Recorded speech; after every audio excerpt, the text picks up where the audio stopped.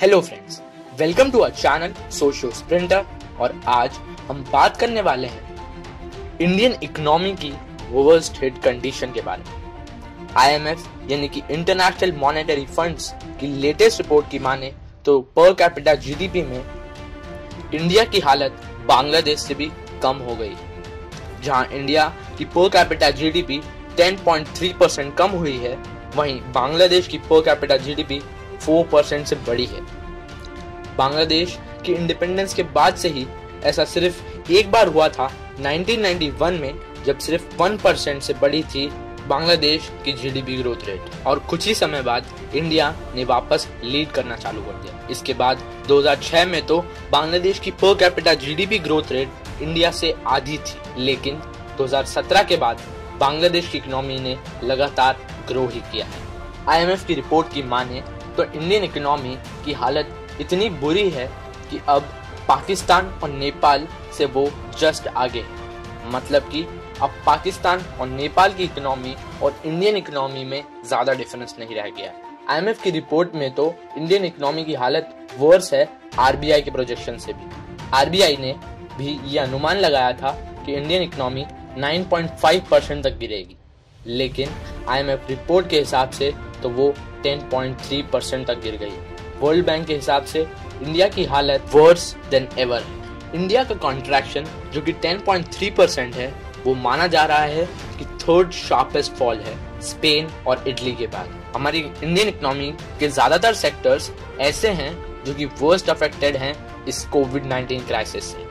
और इन सभी सेक्टर्स में डिक्लाइन क्यों आया है और हमारी इंडियन इकोनॉमी अभी क्राइसिस में क्यों आ गई है, उसके लिए मैंने पहले एक वीडियो बनाया था, जिसको आप जाके चेकआउट कर सकते हैं, जिसके लिंक डिस्क्रिप्शन में है। अब आप ये सोच रहे होंगे कि बांग्लादेश की इकोनॉमी इंडियन इकोनॉमी से आगे कैसे निकल गई। तो इसके पीछे 3 कारण हैं। पहला कारण ये है कि 2004 से ही बांग्लादेश की इकोनॉमी रैपिड ग्रोथ रेट से आगे बढ़ रही है, लेकिन 2017 तक ये सामने नहीं आया क्योंकि इंडियन इकोनॉमी इससे भी तेज चल रही थी। लेकिन 2017 के बाद जब इंडियन इकोनॉमी डिक्लाइन होने लगी, तब ये बिल्कुल अंतर साफ दिखने लगा। और ये इकोनॉमिक स्लोडाउन का ग्राफ इस समय आपकी स्क्रीन पर है। अब जो दूसरा कारण है वो ये है कि इस 15 साल के पीरियड में, यानी कि 2005 से 2020 तक में, इंडिया की पॉपुलेशन काफी तेजी से बढ़ी है, अप्रोक्सीमेटली 21%। वहीं बांग्लादेश की बात करें तो उनकी पॉपुलेशन उतनी तेजी से नहीं बढ़ी, अप्रोक्सीमेटली उनकी पॉपुलेशन सिर्फ 18% से ही बढ़ी। इसके बाद जो तीसरा और इमीडिएट कॉज है इस इकोनॉमिक स्लोडाउन का, वो ये है इम्पैक्ट ऑफ कोविड-19।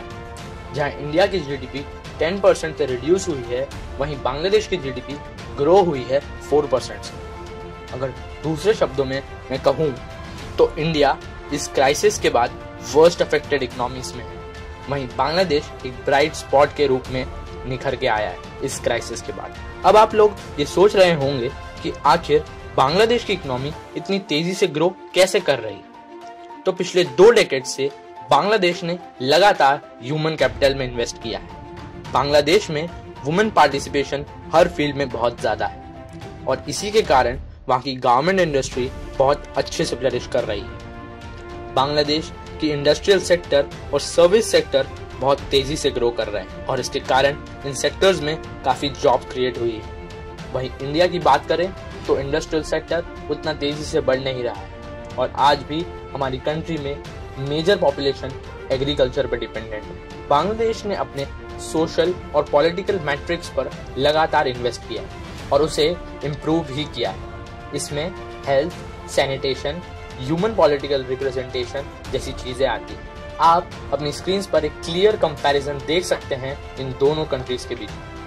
अब आप ये सोच रहे होंगे कि बांग्लादेश बहुत अच्छी कंट्री, लेकिन इकोनॉमिक फ्रंट के अलावा बांग्लादेश के सामने एक बहुत ही बड़ा चैलेंज है, और वो ये है कि जो वहाँ पॉलिटिकल पार्टीज हैं वो लगातार वायलेंस ऑपरेशन में इन्वॉल्व है।